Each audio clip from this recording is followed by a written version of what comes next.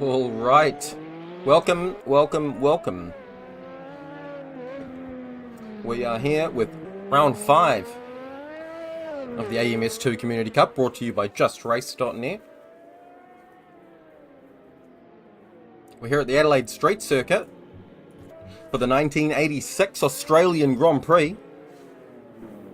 Well, a half-distance version at the very least. It's going to be 41 laps in the soaring Australian heat.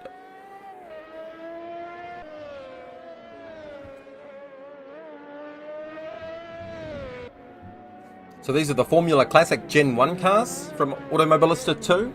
You're allowed to use any 3 of the cars, so it could be quite confusing with some of the liveries that you see on track not matching up to the teams, etc. But we'll work through it together. I think most people are going to be going for the Model 1, some may go for the Lotus. Model 2 might be a bit slow, so it won't probably suit too many driving that.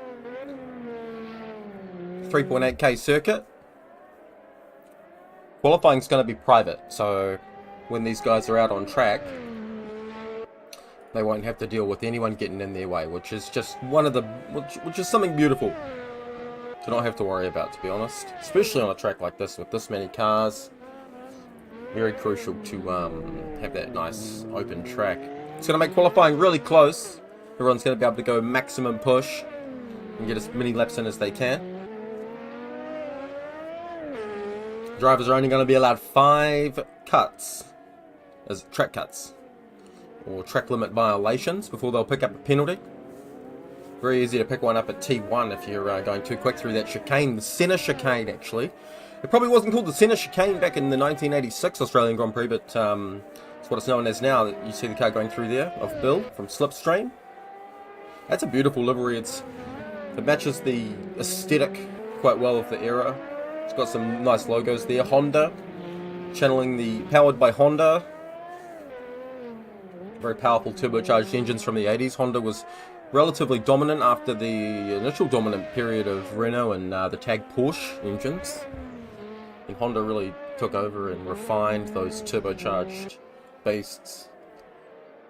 Right till the regulations ended in 1989 when they banned the turbos and went back to the naturally aspirated cars. V10s in 1989. The pit entry is quite a tough one here. It's a really tight hairpin, so the final hair. So you're looking at Bill going through the hairpin at the end of the Brabham straight there. That's a really tight one, as he's coming around race course. But the final one, Foster's hairpin at the very end, the pit entry is on the inside of that. So while Foster's hairpin that he's coming up to now is the slowest corner on the track and the tightest, the pit entry is even tighter. So drivers are going to have to be really careful with their pit entry to not stove it straight into that wall.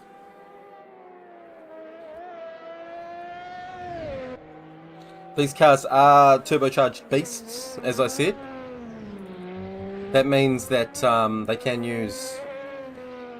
can vary their power output based on boost pressure. So none of these guys will be using maximum 100% boost pressure in the race, otherwise their engines won't get past a few laps, to be honest, and the fuel consumption would be out of the question. So most of them, I think, will be somewhere between the 60 and 70% boost pressure range during the race, maybe even lower.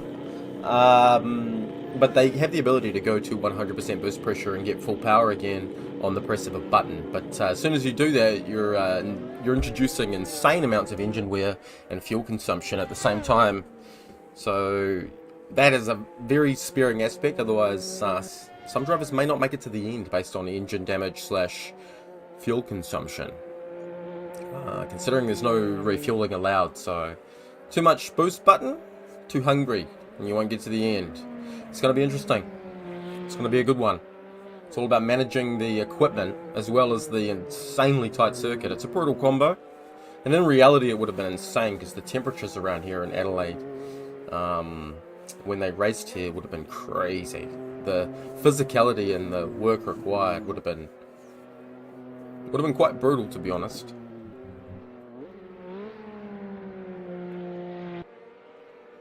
As far as the Community Championship goes, MVRC are the clear leaders at the moment. You're riding on board with Jake here, MVRC, who's actually done 0 wrong so far in the Community Cup. Full points, maximum points.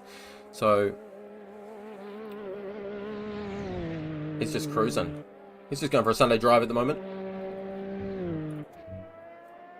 This is Artie for Club 50. We've only got about 3 minutes left of practice before we get into that private qualifying.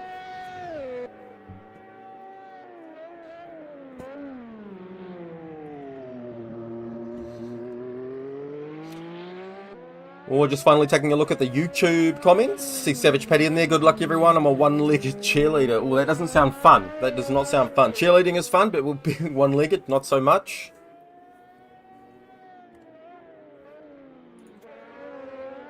Here's Dun Dun Gizmo. This is a Racing Engineers driver. Although it's the generic livery. As we said, it's going to be quite tricky to keep on top of, but luckily you have those tags at the end of the driver's names. The 3-letter tag there. Sometimes 4, sometimes more, and that shows you who they're driving for as a team, irrespective of what livery they may have selected.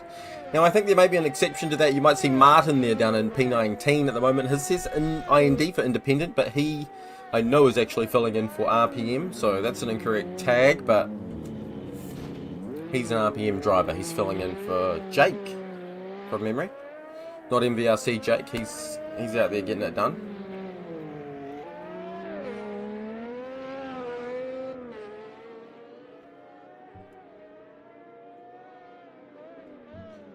So 2 minutes left now in practice.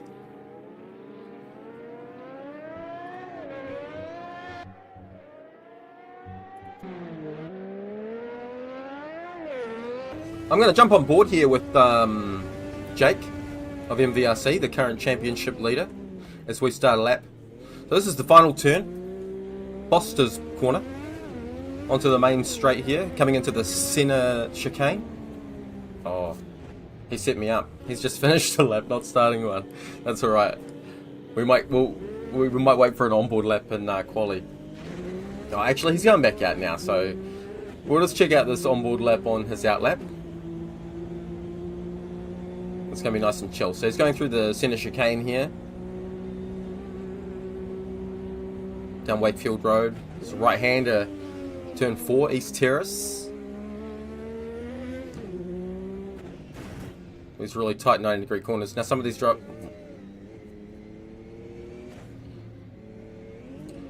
Now the onboard might make the drivers look a little worse than they are because of the lag on my behalf. Okay. We're going to have to find someone else to give us an onboard lap during quali.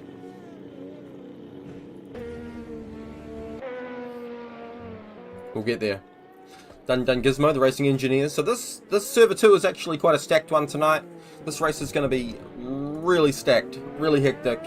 The battle for the win is going to be crazy, and there's going to be all sorts of strategies at play too. So we've got all the big players in the Drivers' Championship on board in this Server 2. So you've got the likes of Jake from MVRC, JK from MVRC. They're going to be a bit of a Williams combo from the actual 1986 race.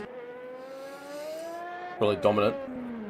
Hopefully they don't have the same issue that Nigel Mansell did in the exact race, which was a massive high-speed tyre blowout that cost him the win. So hopefully Jake or JK doesn't have that problem. Then we've also got Stashu of SSR, Semi-Slick Racing, Dun Dun Gizmo, the Racing Engineers, Johnny B of KCSR.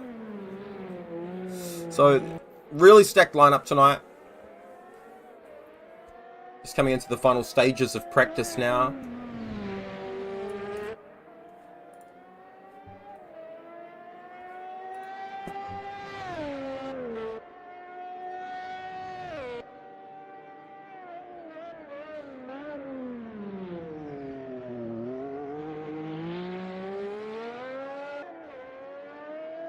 Pretty excited for qualifying. It's going to be private quali, so these guys aren't going to have to worry about each other, thankfully.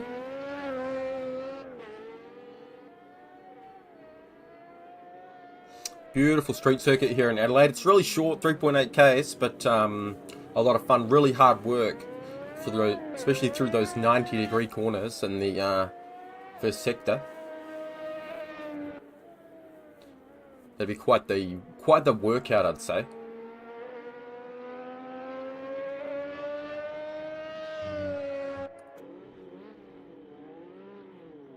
You see Bill on that really tight pit entry. Oh, he's hit the wall, but he might not have again. It might have been lag.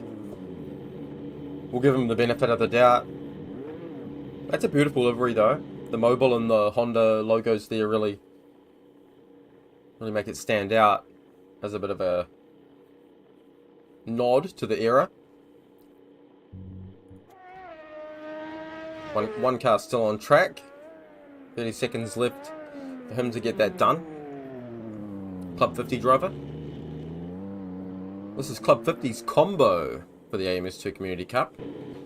Like, big suckers for punishment with the brutal turbo and tight straight circuit combo. Really testing everyone's ability to hang on to the car here.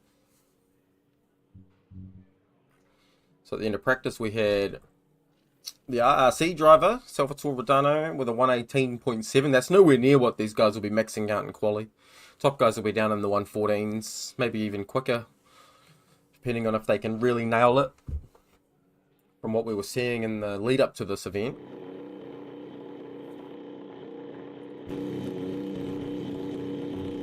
So we'll pick a driver to jump on board with as our standard for a onboard lap, and we'll go with statue of semi-slick racing. The classic green of semi-slick racing with the stripes, just on a nice outlap here.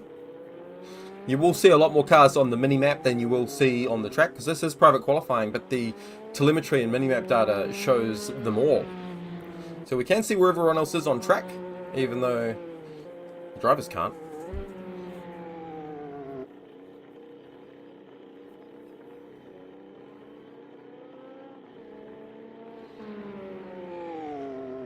Through the right-hand kink onto Brabham Straight. Really cruising. Probably got the absolute minimum fuel in there.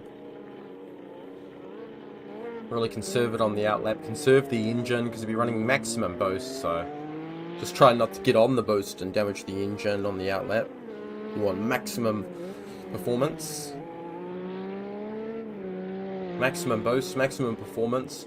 So here we go. Let's jump on board with Sachu now for a... Well, it's going to be probably the first lap, first opening qualifying lap as he gets the power down on the main straight here. Coming out of Foster's corner, he's about to hit the centre chicane.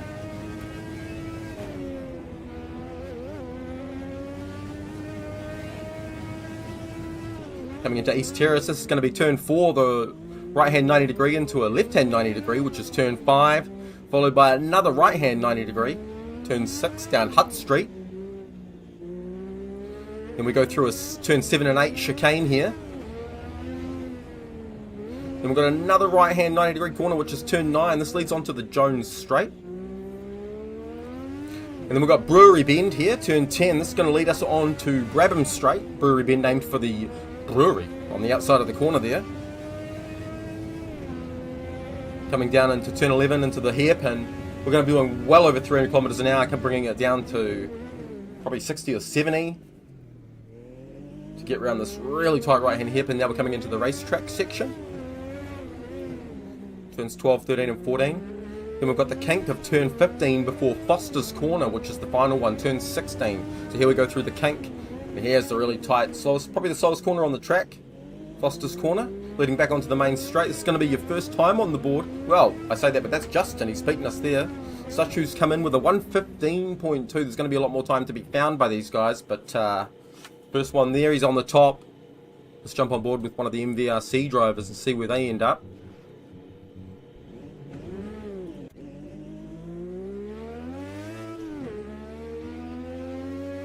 We're on board with JK.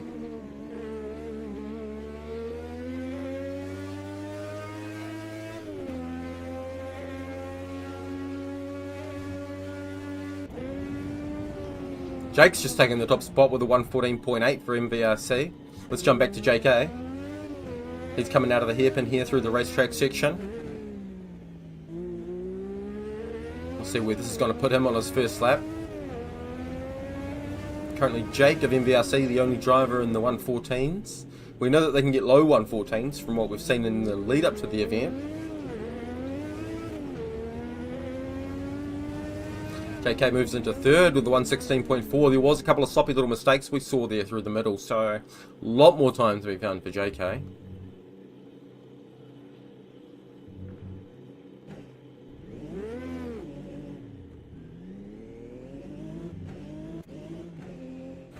Let's jump on board with Jake here of MVRC. He's currently your provisional pole sitter with the 114.8. He's currently on a nice chill out lap to get, well, to hopefully extend his lead. Statue with a 115.2. Let's quickly jump on board with him and see if he's moving on a lap at the moment. I think he's setting up to start one. Let's jump on board with him, and then we'll jump backward to Jake when he's on his lap too. The maximum pace here from Statue. Currently on a 115.2. We know he's got a lot more time than that. I'm pretty sure he was the current record holder in time trial, from what I saw, with a 114 flat. Now, there could have been a bit of lag at play here, but that did look a little sloppy through the first sector there. But that may have been lag, because he's still pushing on. I dare say he would have backed out of it if it was too slow. In fact, I think he's backed out of it. Let's jump. Oh, I don't think he has backed out of it.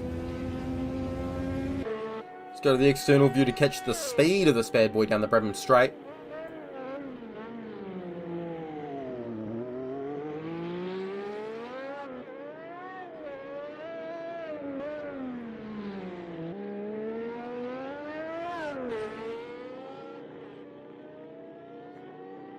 Coming up to Foster's hairpin. Is this going to be an improvement from his 115.2 on his first run?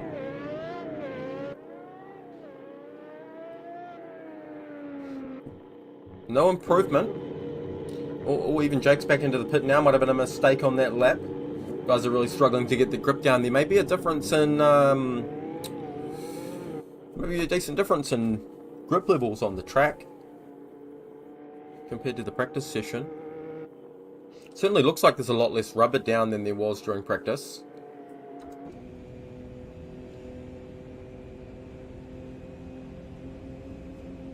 So Jake just looking after his engine here.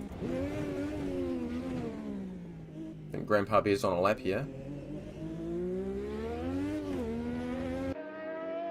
In the beautiful AMS2 livery. Driving for AMS2. This is a nice easy one to look at and remember. Coming up to Foster's.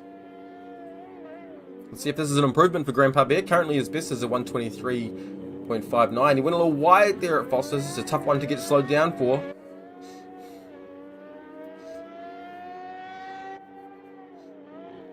No improvement, but he's straight onto another one by the looks of it.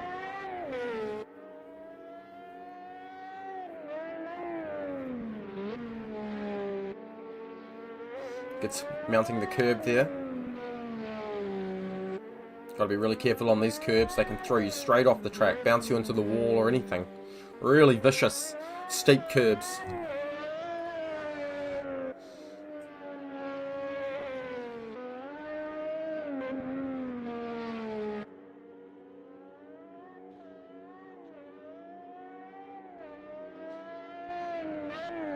Coming through Brewery Bend. Don't want to go too wide there. Get thrown into those tyres. Your car's going to be destroyed. Let's jump back on board with Jake. He's opening a lap now.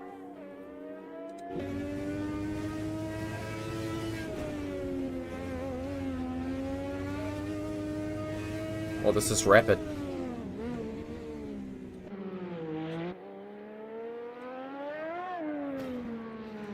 Beautiful so far through the first sector for Jake. Textbook. Gets the power down beautifully. It can be a real test to get all of these 1400 horsepower down to the road in such a light frame. Super sticky soft tyres. Through the Brewery Bend corner. Gets thrown a little wide. Bumping off the curb. I think he's aborted the lap. He lost a bit too much time through Brewery Bend there. It's a real test. Straight back out. Let's go back to Statue because I think he's pushing on. He's currently on a 115.2. He needs an improvement. We've got 6 minutes left. It's no improvement. Oh no, it is, but it's only 0.2, so he's still just over a tenth behind Jake. JK down to a 1:15.6. These guys really struggling a bit compared to the time trial times, which would make sense in a lot of regards because those are perfect. Those are the perfect conditions, really, for a quick lap. This isn't necessarily. This is, you get what you're given conditions-wise, and it's really, really hot out there. So the track is about 50 degrees Celsius. Air temperature is about 30. So it's a big test. And the tyres are going to get really hot really fast. You really only get one lap out of the engine and the tyres at full boost pressure and yeah, full pace.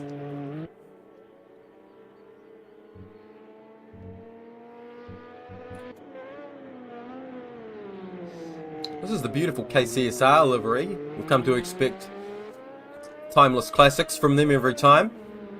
Curb Clippers, Sim Racing Community. This is Johnny B. He's just chilling a wee bit. He might be about to start a lap.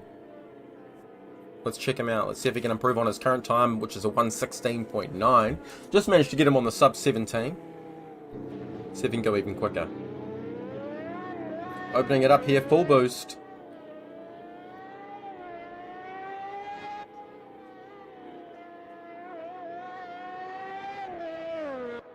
Through the center chicane. Oh, he's already given up. These guys are really pushing everything they have, and they're making a lot of mistakes. It's a really tough car to wrangle. Jake on another outlap here. He has the consolation of knowing at the very least that he is currently still in the pole spot, although it is tight. It's only just over a tenth back to Statue of semi-slicks. And then his teammate JK in P3 currently, 1:15.6. He's nearly a second quicker than P4 Frano with a 1:16.5. He slipped ahead of Johnny.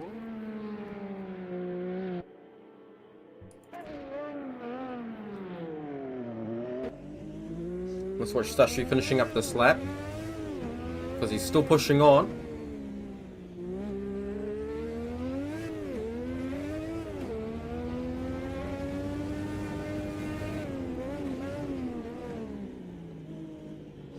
Some good late braking there into Foster's. Is this going to be improvement? Yes, look at that. It's enough to take the provisional pole spot with just under 3 minutes to go. Less than a tenth quicker than Jake, but that sees Statue in P1 currently straight back out on the track, as you see there, because he knows that might not be enough. Everyone's still pushing on, and if someone can get a mistake-free lap in, they could go significantly quicker. So Jake here of MVRC currently sitting in the P2 spot now after leading most of qualifying. He's got 2 minutes left to try to make something happen, magic-wise.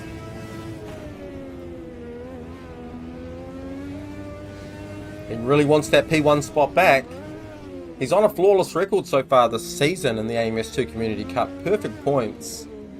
This is probably his toughest race yet as far as car, track combo and level of competition goes. He is pushing on, really making that turbocharged engine scream.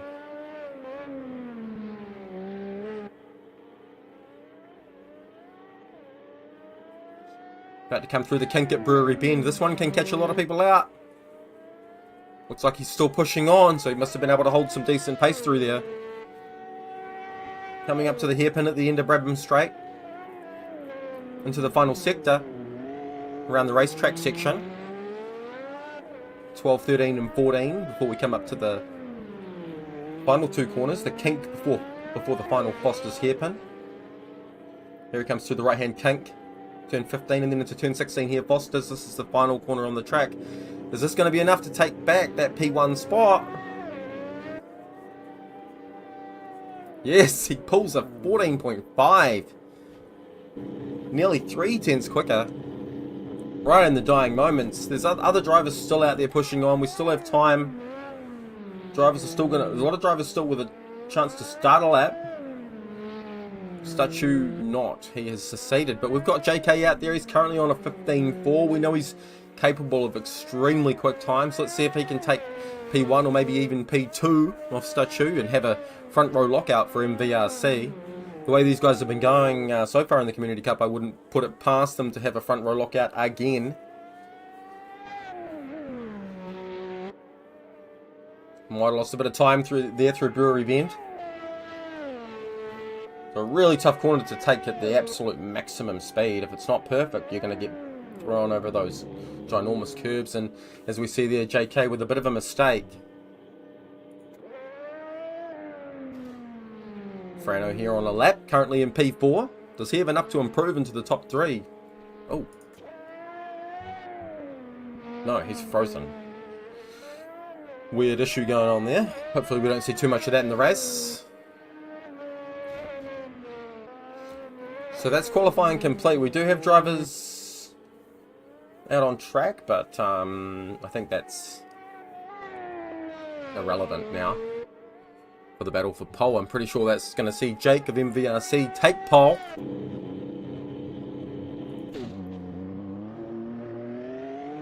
We've still got drivers out there on a lap. Alpha Signal finishing up a lap now for SRGP, the beautiful black and yellow. That was an improvement for Alpha Signal in time, but not position. Still P10 at the end there. Prue just entering the pit lane. Johnny B of KCSR finishing a lap. Is this going to be an improvement? Yeah, it was again. Improvement on time, but not position. So just shows you how tough it is out there to really make big dents in the time without making a big mistake. A lot of drivers had a lot of goes at that. Dazad's crossing the line there. P16, 10 tenths.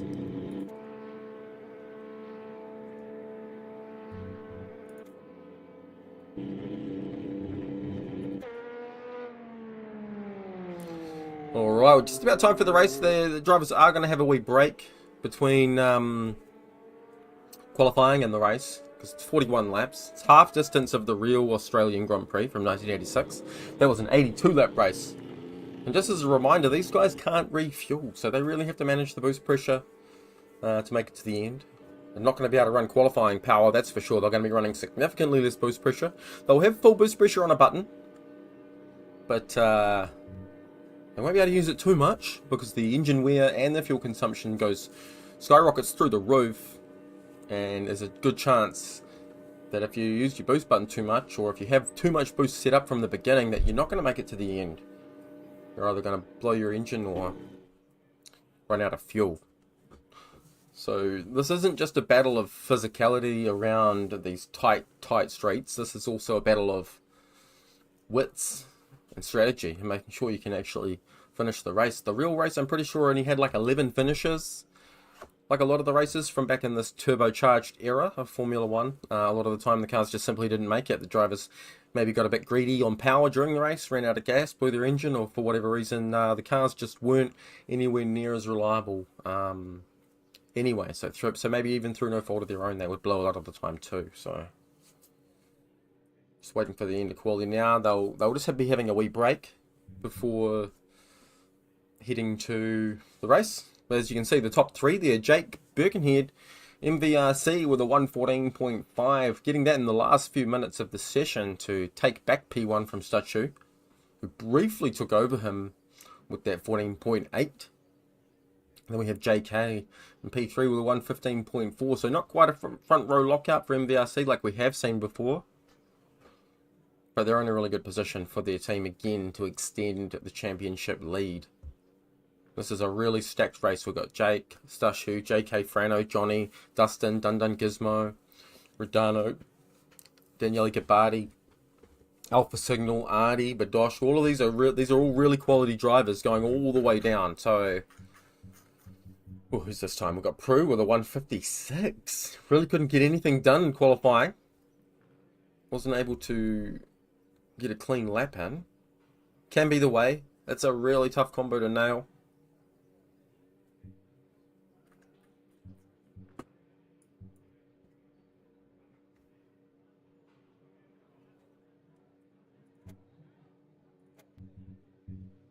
So yeah, congrats Jake, pole position.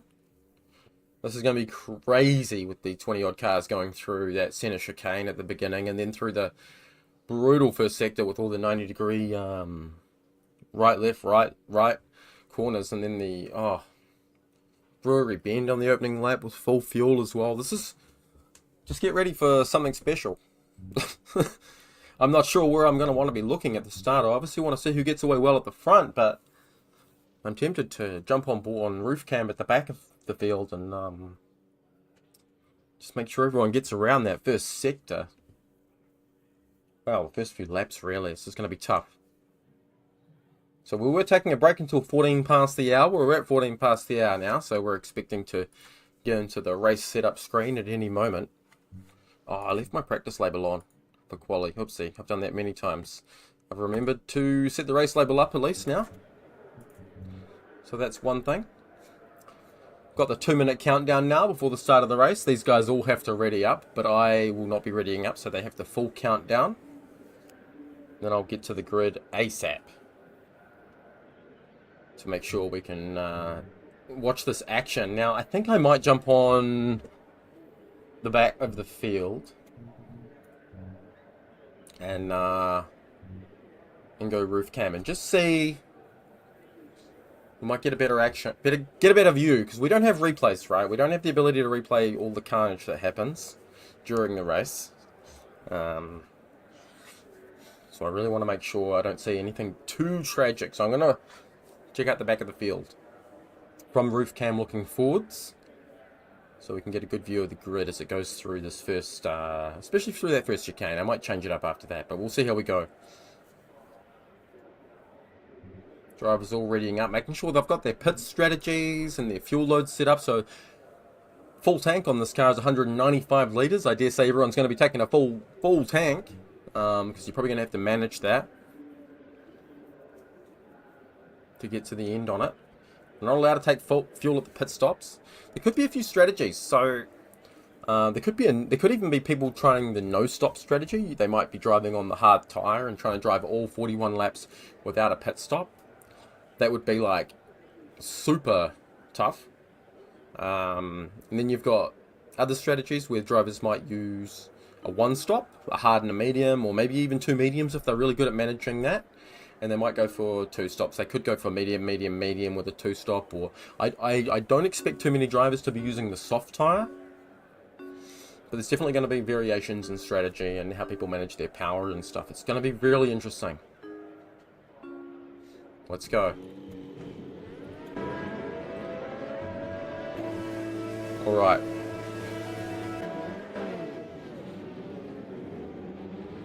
Oh, someone's lost the car at the beginning there, as we saw. So we're on board with Nonny Rat here, currently in P17, just making sure. Oh, we have had some serious mishaps going on here. Oh, that's a lot of carnage. That's an MVRC car we've seen. That's a KCSR car. Oh, that is a disaster. Maybe we should have watched what was happening at the very front there. But we now have Frano leading the race. Oh, that was tragic. That's all your top three. From pole, from the front row, second row, that's them all gone. We've now got JK running in P20. Donny B running in P19. Stachu running in P18. MVRC's Jake, who was on pole, he's down in P13. Meanwhile, Frano has a 2-second lead over Dun Dun Gizmo. This is insane. He's going to want to try to settle in here. Maybe he's going to try to build a gap with some extra boost usage early on. But that start was absolutely chaotic. We were expecting to see an insane battle between both MVRC cars and Stachu. But we've seen total carnage. We've seen all three of those drivers now spread out all the way down the field. We've got Frano out in P1, Dun Dun Gizmo in P2. He's driving for the Racing Engineers. We've got Dazads here in Team 10 Tenths in P3. This is a huge gain here for RRC, Daniele Gabbardi and Salvatore Rodano. Both of these guys have moved up a lot. They're now running line astern P4 and P5.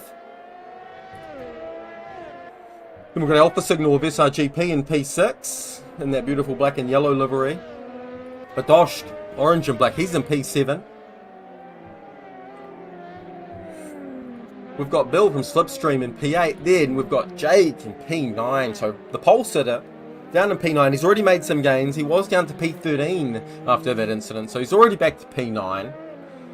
He's definitely the best out of those leading few. So we still have Stushu back down at P19 and JK in P18. They're in the pits. They may have retired, or they may be getting repairs done. Hopefully we see them back out. Hopefully they haven't retired, because there's definitely still a lot of points up for grabs. They can still make a lot of progress back through the field. Frano and Dun Dun Gizmo stretching away from Dizads here in P3. We're still riding with Jake here of MVRC. He's currently behind Bill of Slipstream. He's going to want to make some progress here. He's going to the inside. There was probably not a lot of room there, to be honest, to go for that.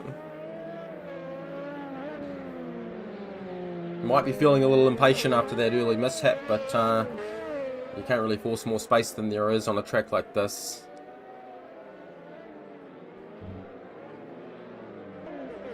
Okay, that's good. We've got Stushu and JK back out on the field. JK running P19, Stushu running P18. They are way off the back of Grandpa Bear in P17, but it's not over. This is a 41 lap race. There's pit stops, there's all sorts of mistakes that happen. I do still expect them to be finishing well up in near the top. Albeit, maybe well, they may even still be challenging for the win here. They have some serious pace, as we saw from qualifying.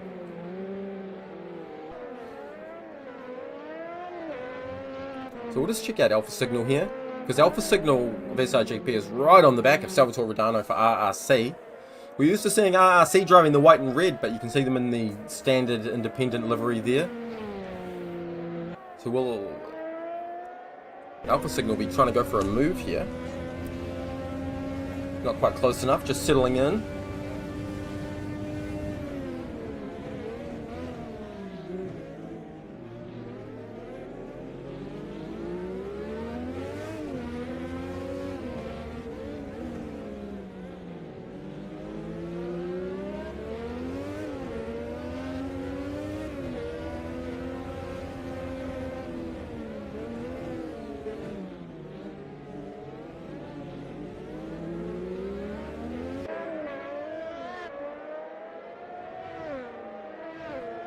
Alright, we see Jake in the background there. He's made progress. He's gotten past Bill of Slipstream eventually.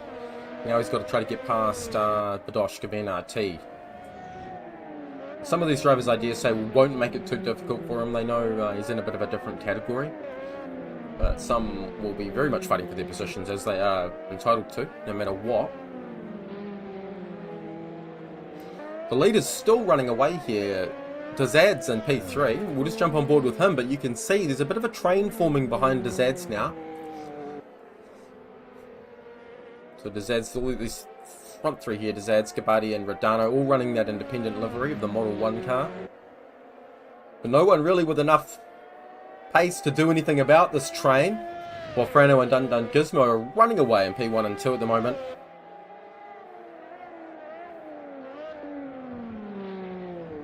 So Dizad's just doing what it takes to drive fast enough to keep everyone behind, but he doesn't quite have the ability to match the pace of the front two. We've got Jake now on the back of this train here, so he's going to be trying to work his way through the field now.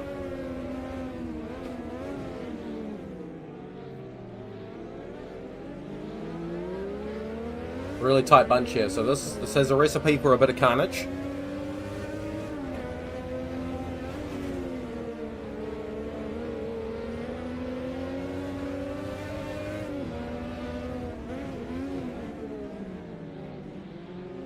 Just behind Alpha Signal now. Alpha Signal obviously been putting pressure on the two RRC cars in front of him for a little while, but Jake of MVRC, the pole sitter, caught up in that early race mishap at turn 1, now putting pressure on Alpha Signal. So let's see if he's able to maybe get Alpha Signal on the brakes down into the hairpin after Brewery Bend. So here we go, we're on to the Jones Straight through to the kink here at Brewery Bend. This leads on to Brabham Straight. Oh, we've had an accident. Alpha Signal has bounced off the curbs. He has had a big one. Jake was lucky to not get completely destroyed himself in that incident. He's diving to the inside here on Badosh. Very, very late move. Seems to have gotten it done without any real pain.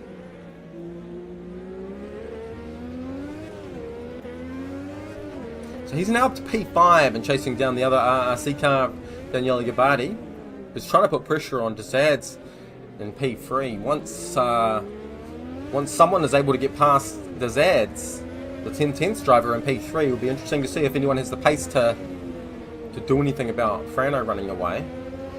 I dare say MVRC's Jake here does, but he's still got to get past these guys cleanly. Dundun Gizmo might have had a bit of an incident because he was making progress into Frano, but he's now 10 seconds off Frano.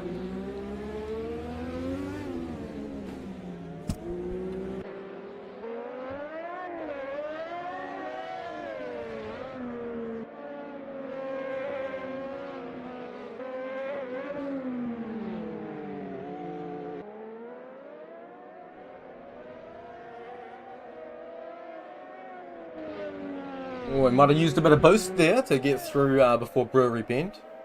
This might allow him to make a move on Desads. No, he might be a bit too far away from Desads here for a move. But there's no cars in front of Desads, so he shouldn't take too long to get past here into the P3 spot. And this is going to be a really good recovery for Jake.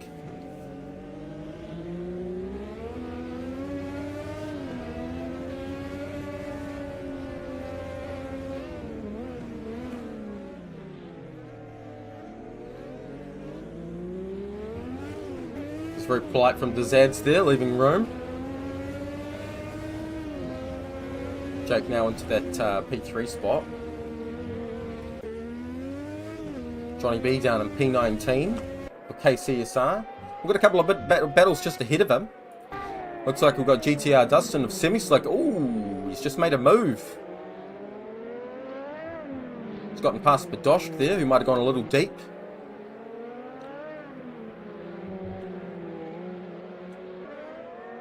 And we've got Rodano and Daniele Gabbardi still running line of stern now in the P5 and 6 spot after inheriting 4-5 early on, but Jake making some really good progress to get himself back into this race. He's only 5 seconds behind Dundun Gizmo in P3. Sorry, in P2, so see if he's got a lot of pace in hand to make... Well, he's already making progress on Frano, so yeah, I dare say he's going to get back in contention for the lead. Maybe even before the pit stop phase, if there is one for him. Still yet to see what the strategies are.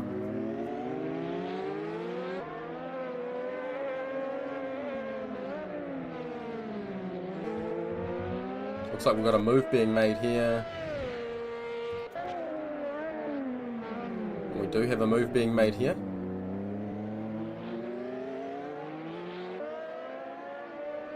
That's just P17, that's JK just unlapping himself.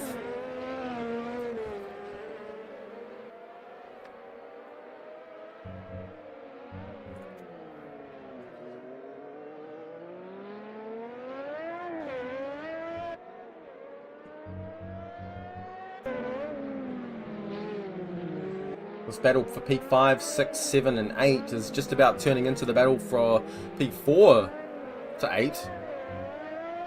So Desad's about to start forming another train here in P4 as P5, 6, 7 are able to get back on him. P8 of Badosh might be starting to struggle on his tyres a wee bit, Badosh, but he also might have just had a bit of a mistake. He may be able to claw that gap back up.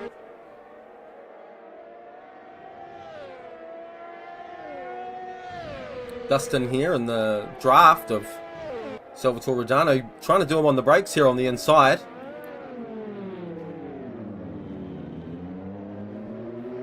Commits to the maneuver, a little bit of contact maybe, but that could have also just been lag on my end. That looked like a really clean move as they now come through the racecourse section. 12, 13, 14, 15. Turn 16, the final one as they approach Foster's corner, Foster's hairpin, which has the pit entry hairpin on the inside of it. Beautiful sunny day here in Adelaide, 50 degree track temperature, 30 degrees Celsius air temperature.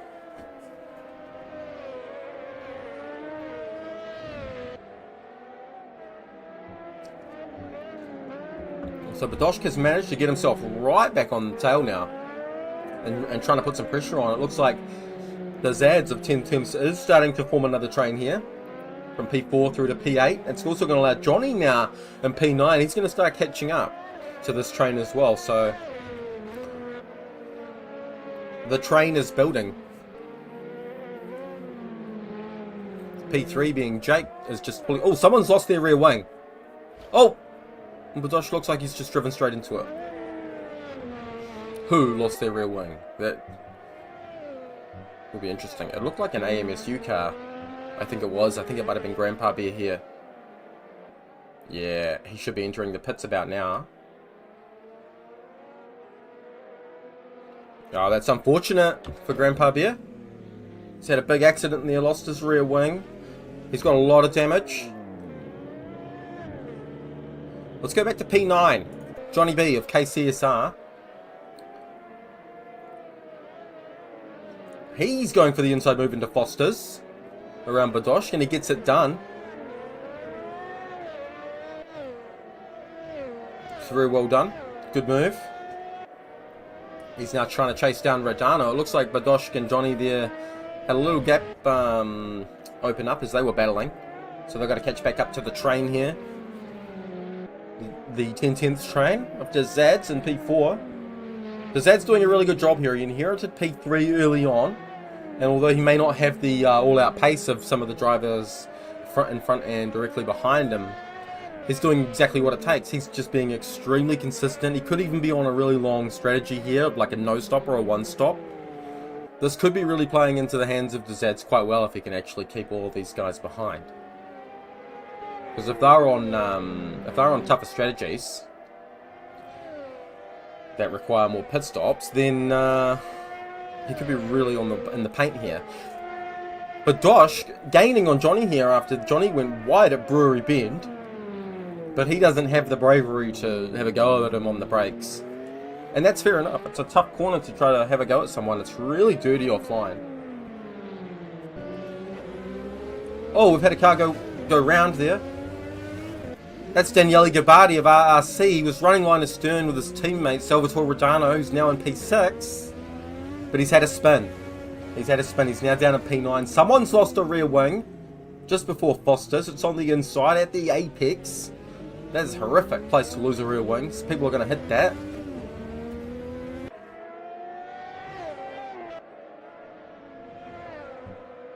Let's check out P12 Artie, because he's coming into Foster's now. Let's see where that rear wing is. Okay, it looks like it's gone now.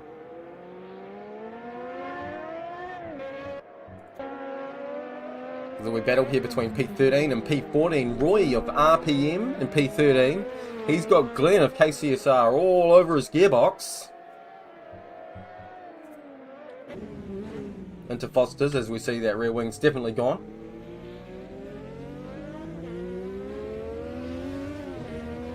Really tough to get the traction down in these cars.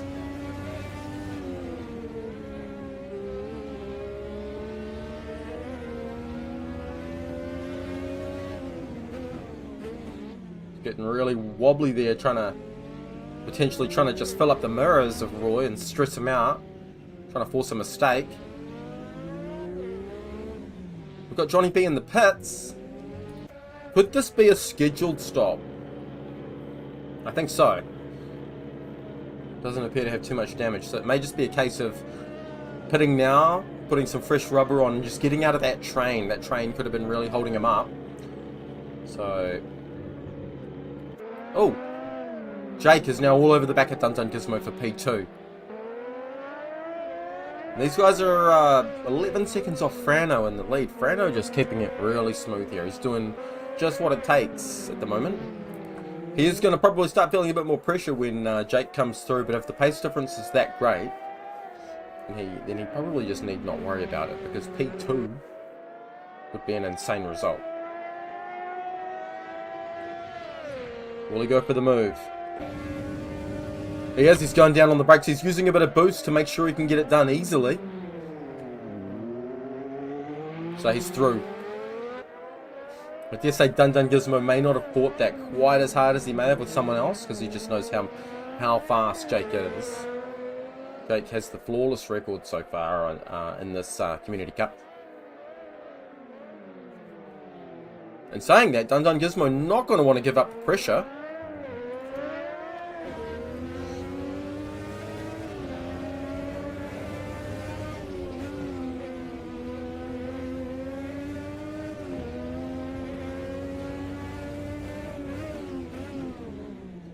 We are down to 18 drivers in this race. It looks like we've had a few disconnects or a few retirements, which is unfortunate, but to be honest, you expect it. The real races back then with these combinations barely had a lot of finishes. There was, I think the real race of this one in 86 had 11 finishes, and it wasn't uncommon for there to be only as many points finishes as there were actual finishes. So you only had 6 points finishes in Formula 1 back in those days, and sometimes you'd only get 6 people finishing.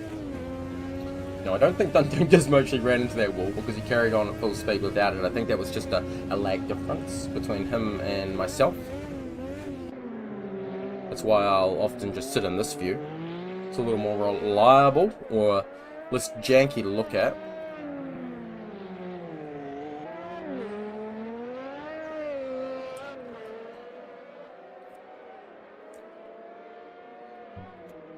So Jake really is eating into that lead of Frano now. 10 seconds behind. It was 11, I think, on the last lap. So he knows he's still only about a third of the way through the race. So he knows he doesn't need to go too crazy. Doesn't need to like risk too much. He can just just settle into his rhythm and just take bits out of Frano a little bit at a time, because he doesn't have the pressure behind him of Statue and JK, obviously. Those guys are way down. Although, in saying that, Statue's made a lot of progress. He's up to P8 now, 41 seconds off the lead. JK's obviously had another incident because he's lapped down at P15, unfortunately. But, like I said, we're only a third of the way through this race, so P15 at this time, by the end, could be still good points. We're going to go back to the group in the middle of the pack, because we've got P4, Dustin. He's managed to get past Dazads, but Dazads and Radano are all over him. And Badosh. Actually, no, I think we've got a lapped car in amongst them. Right, that's JK. So we've got JK and P15 behind P4, 5 and 6, and he really wants to unlap himself here, but he has to be so careful about it because he's the lap traffic.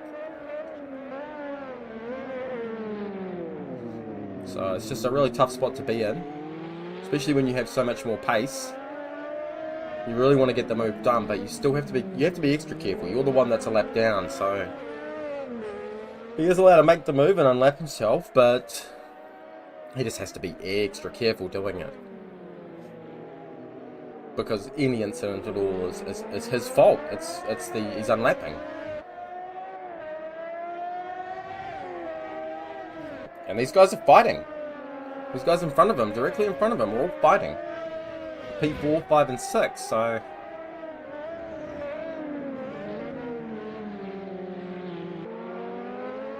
it's a really tough situation for JK, but there's not a lot he can do about it. It's just the way the cards have fallen for him so far in this race. Let's just hope he doesn't lose his cool and get a bit too impatient. He's better than that, we know that though.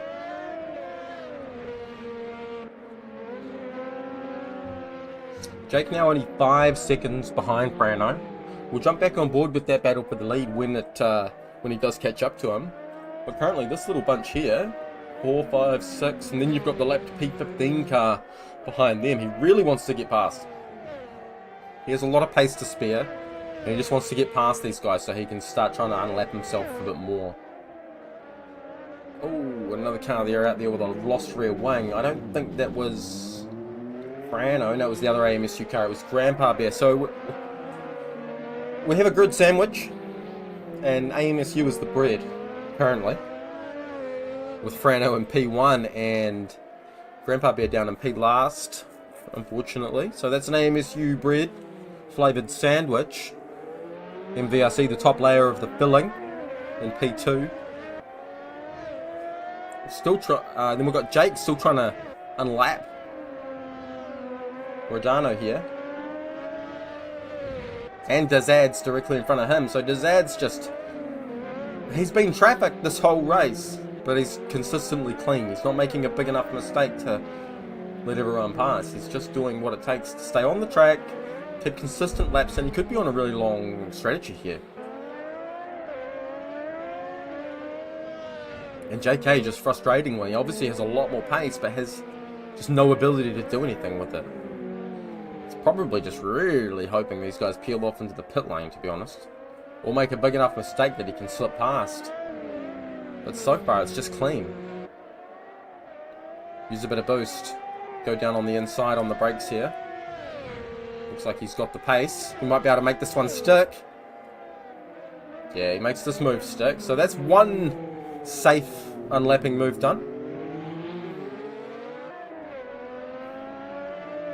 He may try to get past Dazad's here into Foster's on the inside of Foster's hairpin.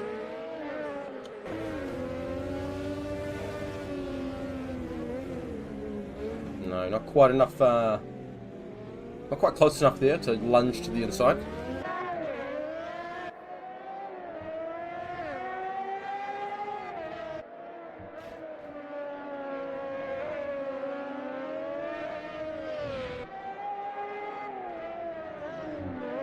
Johnny B down in P16. This is a tough race for Johnny. He had a pit stop earlier on, but he's obviously had some troubles because he's now more than a couple of minutes off the lead. Jake has caught himself up virtually. He's 1.2 seconds off the back of Frano now, so we've basically got a battle for the lead again. 1 second off the back of Frano in the lead now. Now, will Frano fight this really, really hard? That'll be the interesting thing. No, Jake's not even bothering with getting held up by Frano. He's going straight into the pits. He's taking this opportunity to get his pit stop done. So we know he's definitely on a no. He's definitely not on a no stop. So this is probably going to be a one stop though. Looking at the fact that we are nearly halfway through, so it's going to be a long second stint for Jake, but not too crazy. He's coming out with fresh tyres. He's going to have a lot of pace. He's in P2. Car's getting out of the way nicely.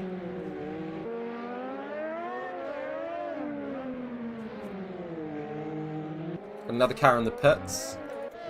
It's Dustin. One of the semi-slick cars. It's just been passed by Badosh. Badosh moves up to P7.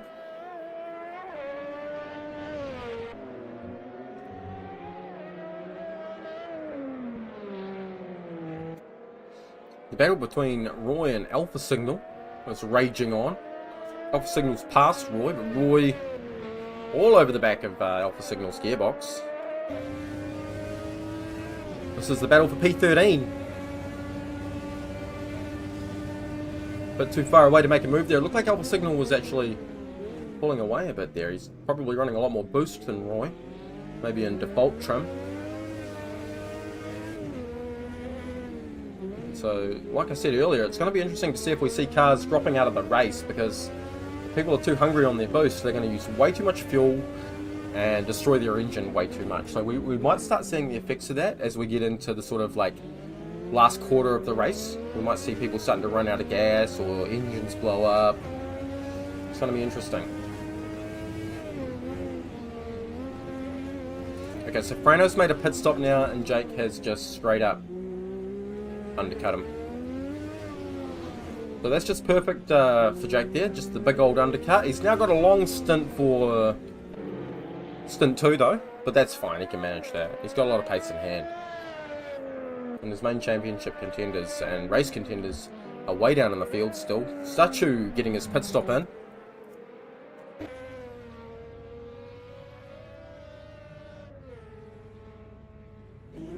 Let's see where he comes out.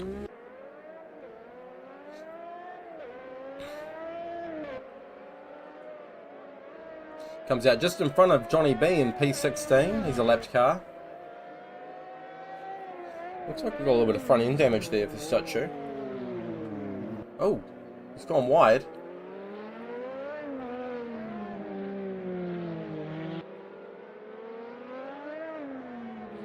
He might have that damage from early on in the race, and he's just been dealing with it instead of repairing it and losing more time.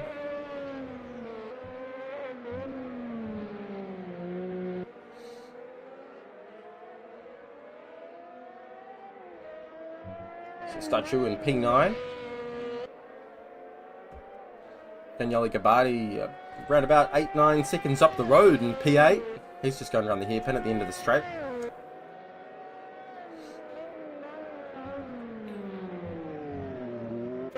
Jake, now your race leader with a 4-second lead over Frano. Frano here in P2. Well, they have a big gap back to P3. Salvatore Rodano, 37 seconds behind P2. So this has been an immaculate drive here from Frano. And an insane recovery drive from Jake.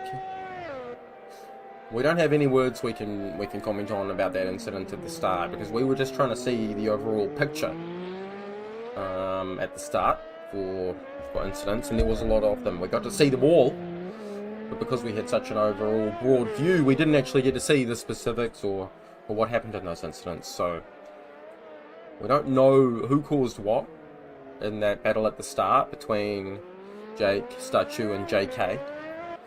But we do know that they all got thrown down the field, and Jake's the one that was probably best off out of them, and he's managed to work his way back to the lead now. He's got 6 seconds over Frano. Oh, we have a car that may have disconnected. Oh, no, I think he just stopped, waiting for the leader to go, which is fair enough. He's probably just happy to finish at this point. This is such a brutal combo. This is just like finishing in a race like this is an achievement, because it's just it's a brutal test.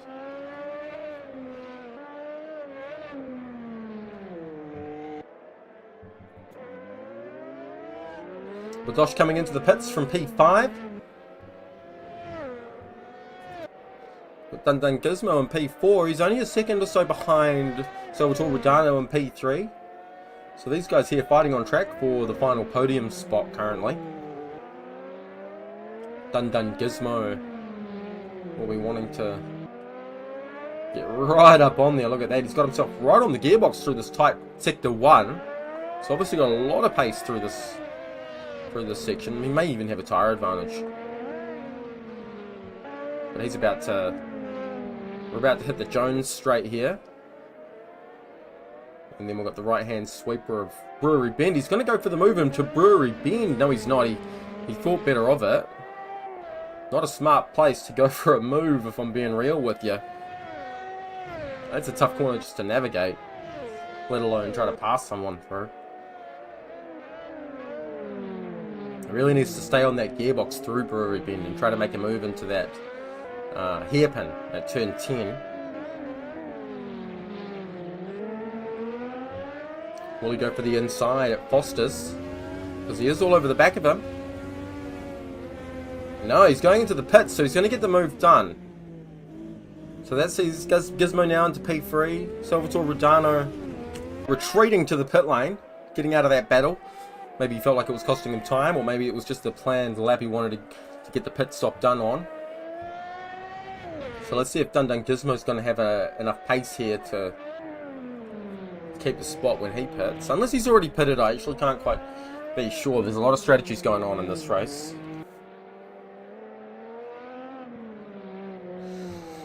Race leader now with 6 seconds over Frano in P2. And he's leading P3 by 47.5. So very, very big lead over the field for Jake and Frano. 17 people in the race now. We started with 24. So will we have more or less finishes than the real version of this 1986 Australian Grand Prix? There was 11 finishes in the real one. So who won this race in real life? So the winner of this race was Alain Prost.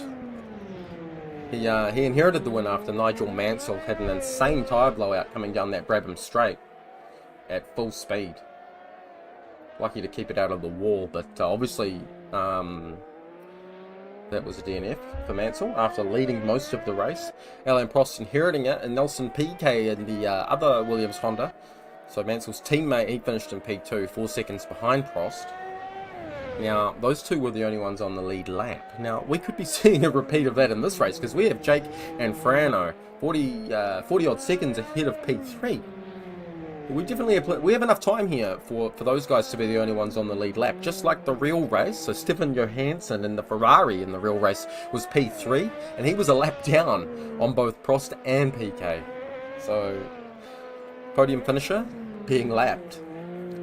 It wasn't a out of place occurrence back then. These cars were really unreliable and the pace difference was huge a lot of the time. Let's go down the field because we've got a little bit of a group here between JK, Alpha Signal and Glenn with KCSR. JK managed to unlap himself a wee bit there from some other cars. JK's now up to P11. Even though he's nearly 2 minutes down on the race leader, he's still fighting for points as much as he can. You never give up in these situations. Never give up.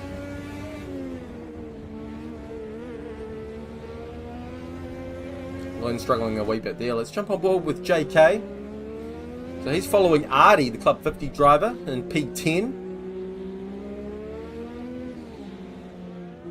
So none of these are unlappings anymore. He's fighting for position.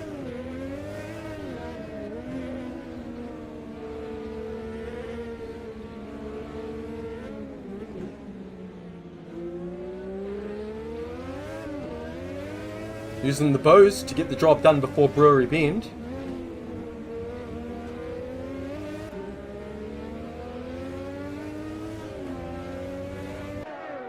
So Alpha Signal now capitalising on a mistake there from Artie. Alpha Signal making it through into P11. Moves being made all through the field. Jack now has a 7.5 second lead over Frano in P2 for AMS2. This is a really good result for Frano. Frano's doing insane this season, to be honest. He's obviously putting a lot of hard work in. He capitalised on that early incident, but the consistency he's shown since then to still be 7 seconds behind Jake and well ahead, over 40 seconds ahead of P3. It just shows you the work he's been putting in besides capitalising on that incident at lap 1.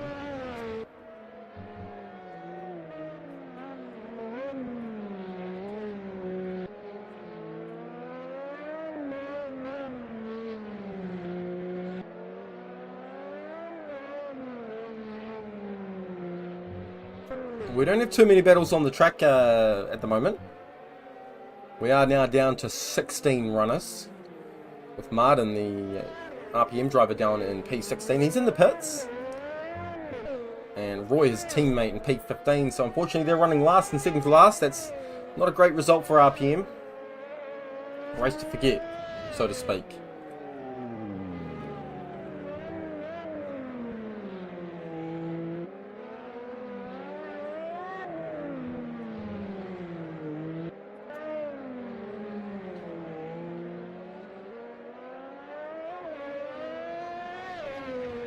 Here we are with Badosh in the beautiful orange and black NRT car, with the Hot Loads sponsorship there on the wing.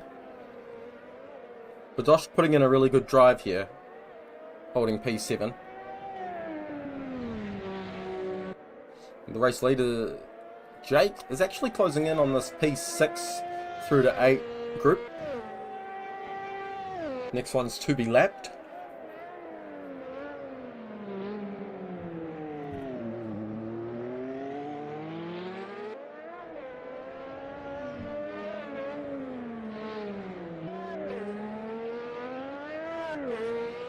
Not too much going on track now.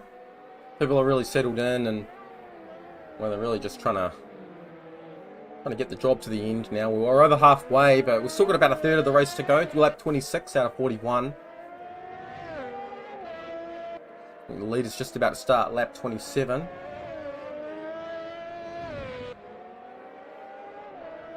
Frano now 8 seconds behind Jake, so he is steadily falling away from Jake, but nowhere near as quickly as the drivers in P3.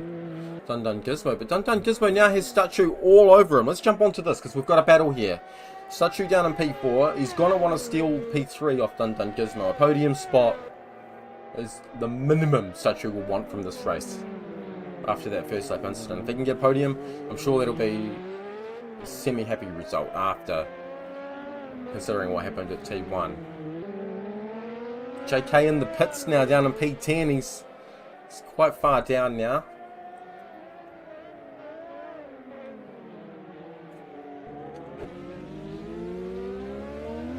So Statue trying to put all the pressure on to Dun Dun Gizmo here.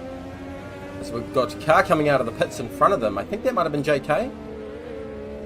Yeah. But JK's just come out of the pits in front of them. And he's just behind Glenn now for P10. So we do have a couple of little battles on track now. So the battle for P3 is actually riding behind the battle for P10. So these guys should be getting out of the way of this battle for P3.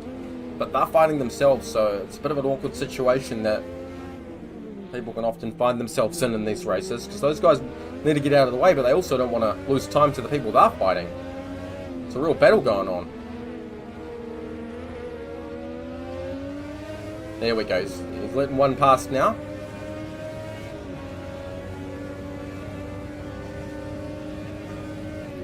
That does mean Statue's got a bit of work to do. Still got to potentially work out another lap or two before he can get past Dun Dun Gizmo, assuming he's got the pace to actually get the job done.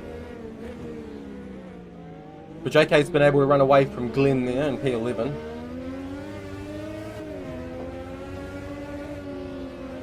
JK may be able to run away from this battle too, because he's just come out of the pits on very fresh tyres, so it may not even be a problem for either Statue or JK.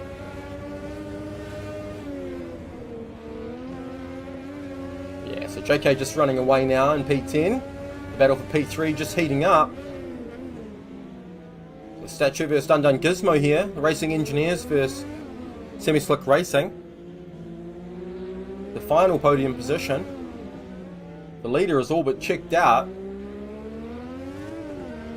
It's very possible he could lap up to P3 at this rate. He's a minute in front of P3.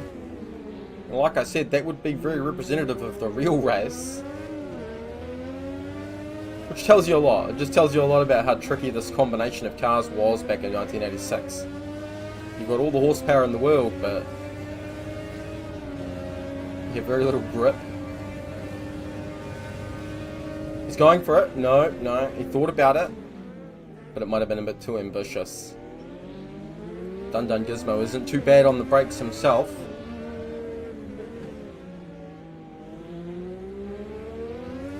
So Jake now catching up to... This is P7 in front of him.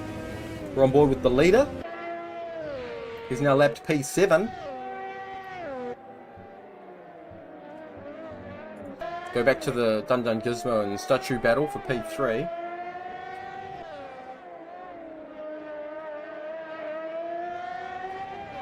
There's no one in front of them now. This is just a straight up battle to get past for Statue. He certainly looks like he's got a lot more pace than Dun Dun Gizmo at this present moment. But does he have quite enough to get the move done? That's a whole nother story. There's catching cars, but then there's getting past them safely, which is a whole nother story. He does have the boost button, but like we said, if you use too much boost, you won't make the end of the race, so that's a very fine line to balance. Just got to stay as close as he can through Brewery Bend here. Oh! That's been a mistake for Gizmo coming out of the on the curb there, and it's Statue's clipped him. Let's hope there's not too much damage for either of those drivers, but I don't think there was anything Statue would have been able to do to avoid that. And he's now in P3 as a result.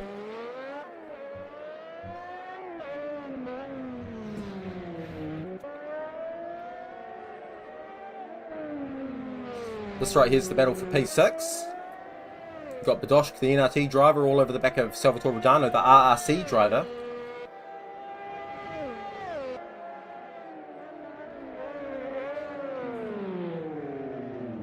We're on lap 30. We've only got about 10-11 laps to go in this race now.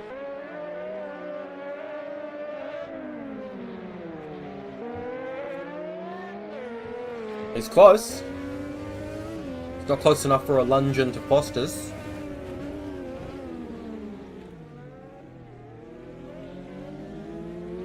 He's going to be trying to stay as close as he can to the back of the gearbox here, so that he can make a move into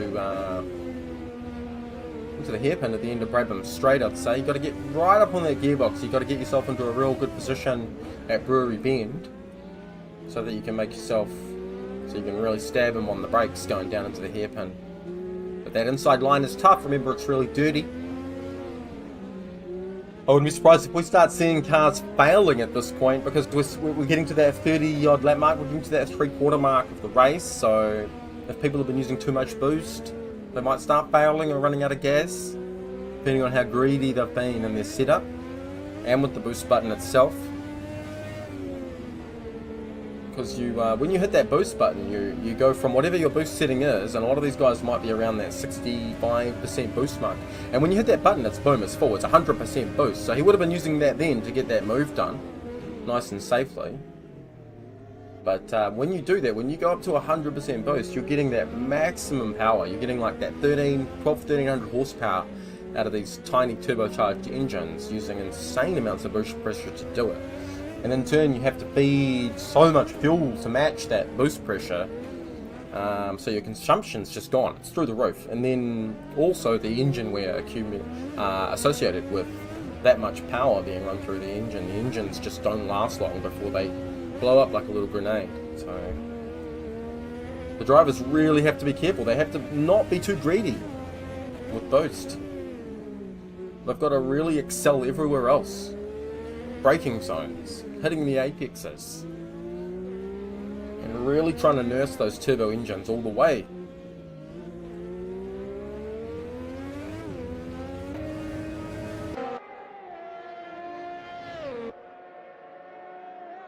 And Dun Gizmo and P4 just getting by lapped cars there, P14 and P11.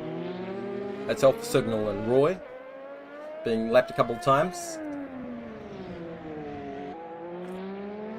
So Statue now a minute behind the leader, but he's managed to gap Dun Gizmo. So Dun Gizmo is under threat zone of potentially being lapped by the leader. And then that would see only the podium place cars on the lead lap.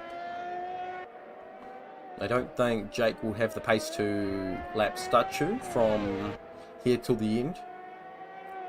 So while the real race in 1986 had 2 drivers on the lead lap, this one may have 3. Or 4 if Dun Gizmo can hold on as well. I mean, I could be completely wrong. Jake of MVRC, who's currently got a lead of 26 seconds over Frano, he could make a huge mistake between now and the end and throw his car in the wall and just throw all of this hard work away. You just never know. That's motorsport. And especially in a combo like this, the cars are getting really light now as the fuel burns away. And the temptation might start getting higher to start using more boost if you've been refraining from doing it. So you may not even destroy your car. You may just lose your car. I'm getting a bit too hungry on the pace. There's so many things to consider as the fatigue sets in as well.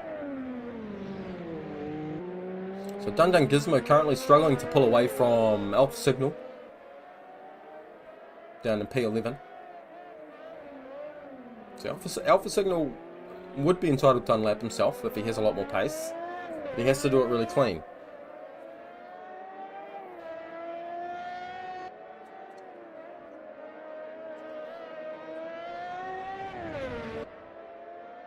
So it looks like we're going to see the leader coming up to lap P5, GTI Dustin. That's Statue's teammate, the other semi-slick racing driver.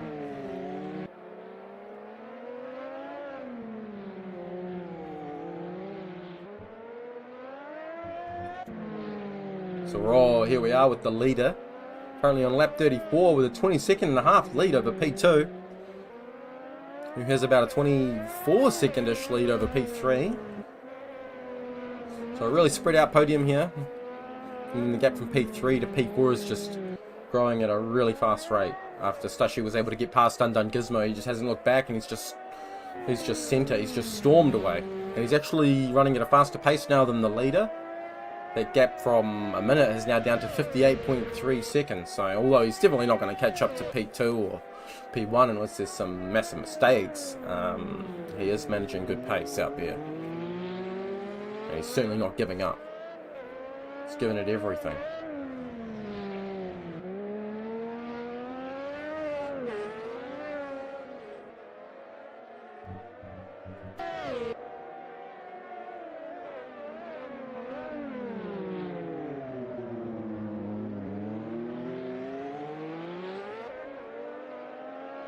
It's the P12 car of Johnny B unlapping himself against Daniele Gabbardi in P8. You get cars on all sorts of different pace levels at this point in the race. Everyone's sort of doing different plans, recovering from different things, way different tyre levels, different boost remaining, different fuel remaining. So everyone's on way different pace at the moment.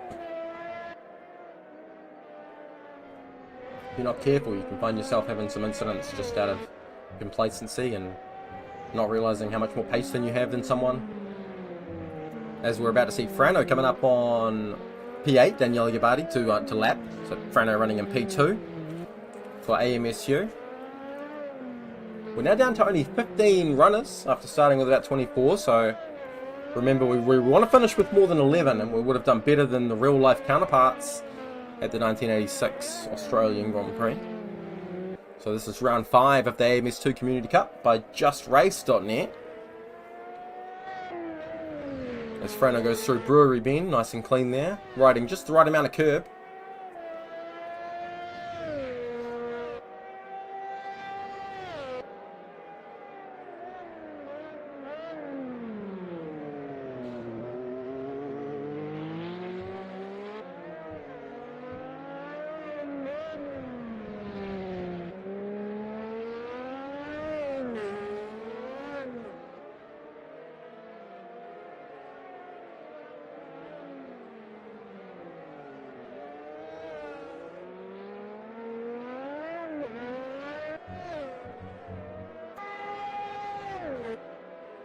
There's Martin.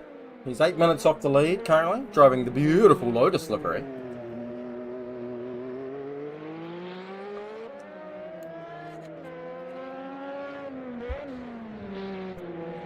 Then we have Roy. He's driving the other RPM car, down P14. Artie driving for Club 50. He's in P13, 3.5 minutes off the lead.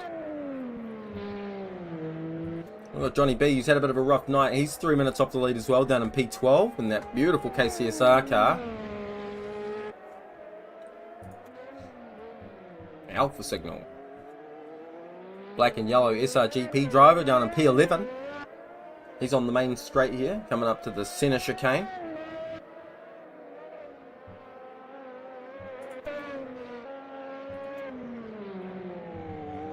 Dzads down in P10, doing well to stay in this race here. Dzads has been really consistent throughout this race and been the driver holding up a lot of people in those early stages and with the trains, doing well not to let them past.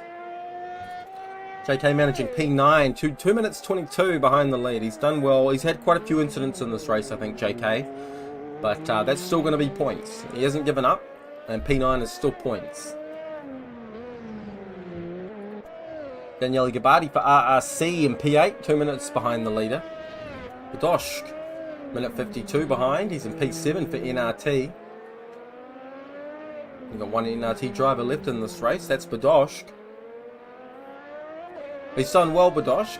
He's been consistent all race to hold P7. Salvatore Reggiano as well. Similar boat, really consistent there in P6.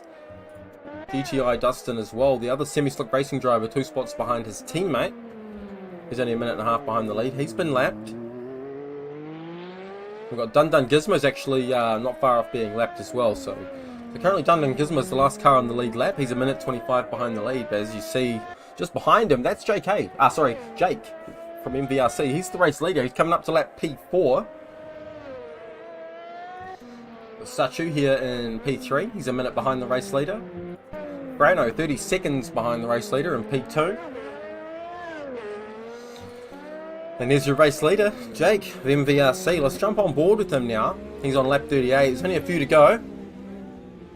He is going to get by Dun Dun Gizmo in P4, but he's not going to get past the next two. So the podium finishers are going to be the only ones on the lead lap at the end of this.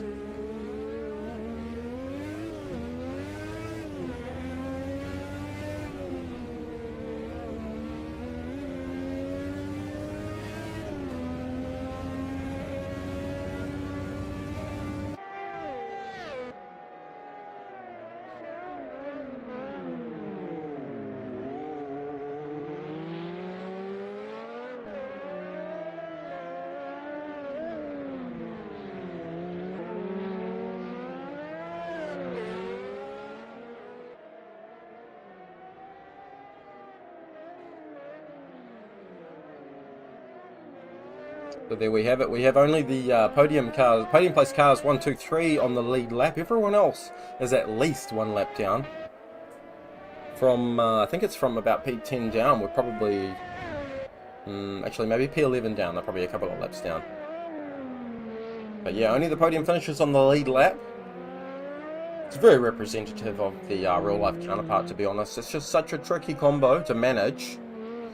And we're down to 14 finishes currently. We may have been having people die off from running out of fuel and killing their engines in the last sort of 5-10 minutes. It's hard to keep track of.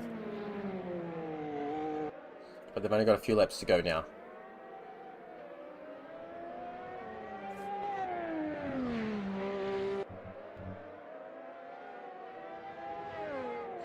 There's no fights for position on track, so we're just watching Jake show us how it's done here.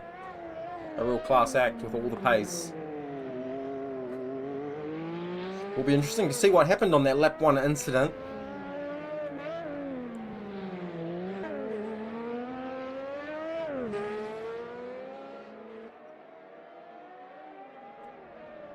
I'll check out other people's streams when I'm done, and so I can get myself up to speed on what happened on some of those incidents.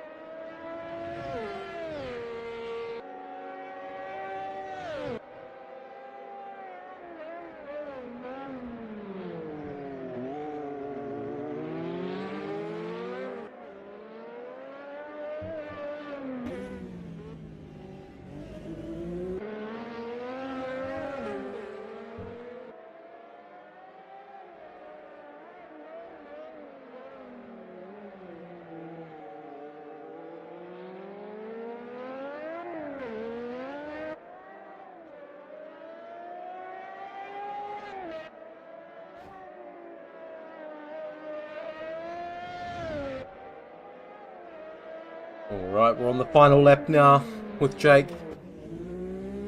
Going through sector 1 for the last time through these 90-degree corners.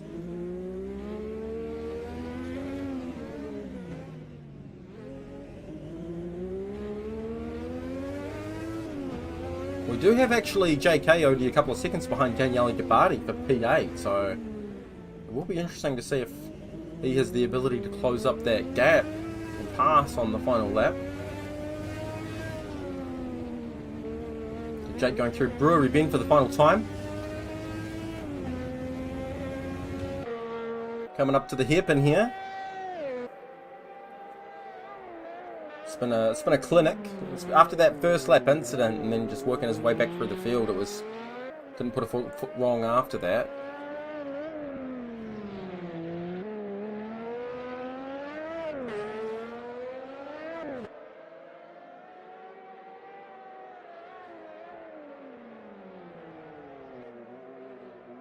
Ryan Foster's hairpin for the final time. Coming over the finish line to take the win for MVRC is Jake. Well done. Big result. Let's go to JK because he might be able to take P8 here on the final lap. He's just going to boost the engine. And so they're both going to boost their engine right to the end.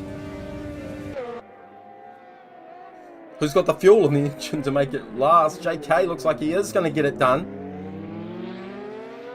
So that's another spot gained for JK up to P8 there on the final lap. Frano crossing the line for P2. Statue coming through the racecourse section. JK at Foster's in P8.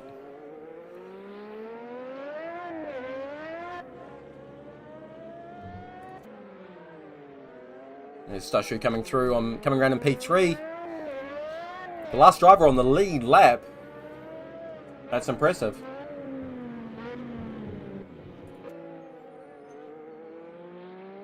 Here comes Roy for RPM.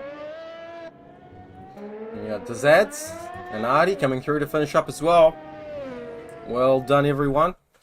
What a race. What a race. That was crazy. I need to see what those incidents were a bit later. Because that was intense. That was awesome.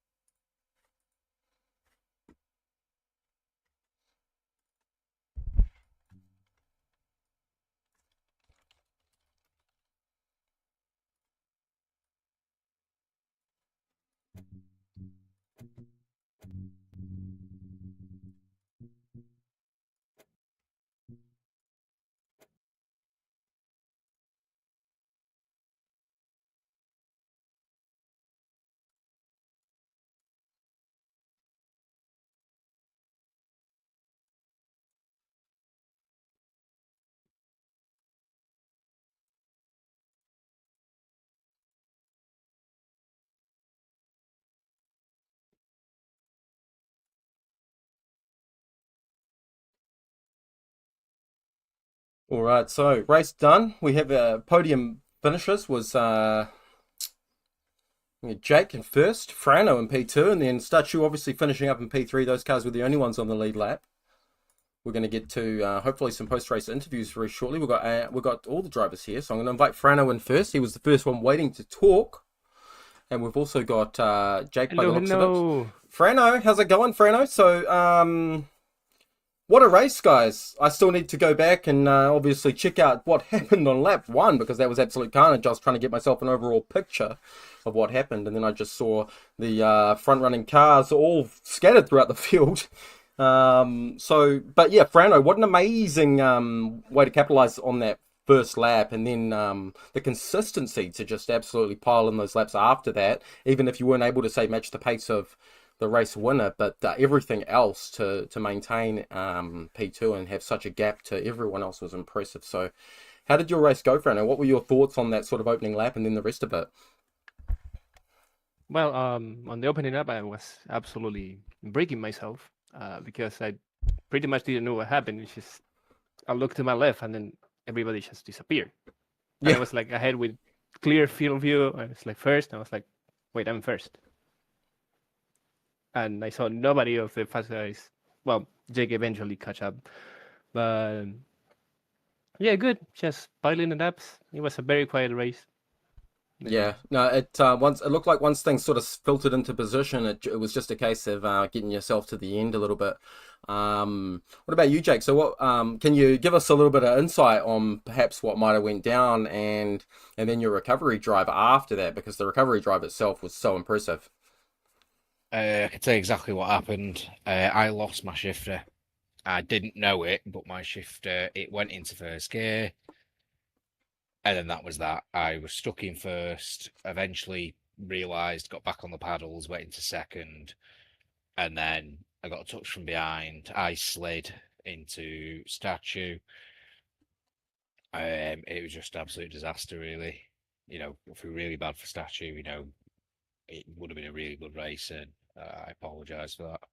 Oh, yeah, I mean, I didn't actually see any of that stuff up the front. I got myself on board on a roof cam near the back of the field to see the whole picture, and I just saw a lot of people were having incidents up and down the grid, and that first complex was always going to be extremely tricky. So, what about you, Stachu? So, I mean, obviously, we'll get your thoughts on that incident, but also after that, because you look like you might have had some more troubles after that, but you still did an insane job to work your way back up through to P3. You guys were the only ones, obviously, on the lead lap at the end, which is crazy in itself, and actually quite representative of the real race.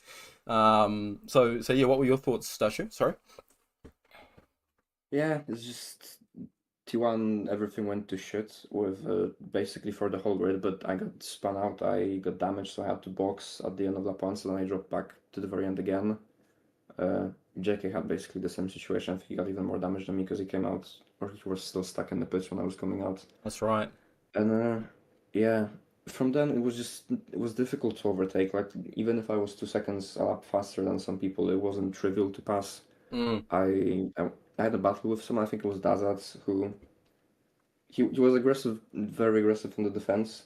To be honest, for what the pace difference was, but like all right, and then I decided to be a bit more aggressive on the offensive if he was defending, but then we went side by side through the first sector for 90-degree corners, and I think when I tried to go around the outside, I touched the curb slightly, and I slid, and then we had contact. That was a mess as well. That lost me like 10 seconds. I Yeah. overshot my pit box as well when I boxed. Oh, That so probably cost me another few seconds. so everything sort of fell And apart a then- wee bit. Yeah, and then also on top of that, I forgot to turn off tire change on the first pit stop, which like changed my tires for no reason, even though I just boxed for repairing damage and nothing else, basically. Right. Which also cost me like 8 to 9 seconds, because that's how much the tires take to change. So maybe I could have caught up to Frano if these things didn't happen, but I'm not sure. I think he only boxed towards the end because he knew he had a gap behind, so he just tried something else, I guess. Yeah, it's definitely a tough one, and I could tell when I was watching the racing commentating that the passing situation was extremely difficult for everyone. So I was actually watching your little fight there with the Zads most of the time, and I was commenting the same thing. I was saying this is quite aggressive, but obviously he's entitled to be as aggressive for position as he can within the limits. And it was obviously it was quite impressive to see you guys working your way back through the field with how difficult those moves were all through the field. So like you said, you needed so much more pace to make a move. Yeah, and also the backmarkers weren't helping. Like there was one guy, I won't say the name because I don't want to slander someone. Maybe they had some issues, but there was one guy who wasn't getting out of the way like at all, Right. basically. It's always a tough one, isn't it? I mean, I crashed into him. Oh. I thought he'd left me a gap, and then he closed the gap on me as I was halfway alongside, and we both did full 360, and I carried on. It was a bit like I thought you were letting me through there, and you just weren't. yeah. So I mean, it's a tough one, isn't it? It's always a tough one. It's always a tough one, especially on like a combination like this where the cars are quite difficult and the circuit's quite difficult as well. So I mean, some of these people might have been struggling to simply hold on to the vehicle, let alone look in the mirror. But I mean, everyone did well. Every finisher did well because that looked extremely hard. So I imagine everyone's pretty sweaty after that.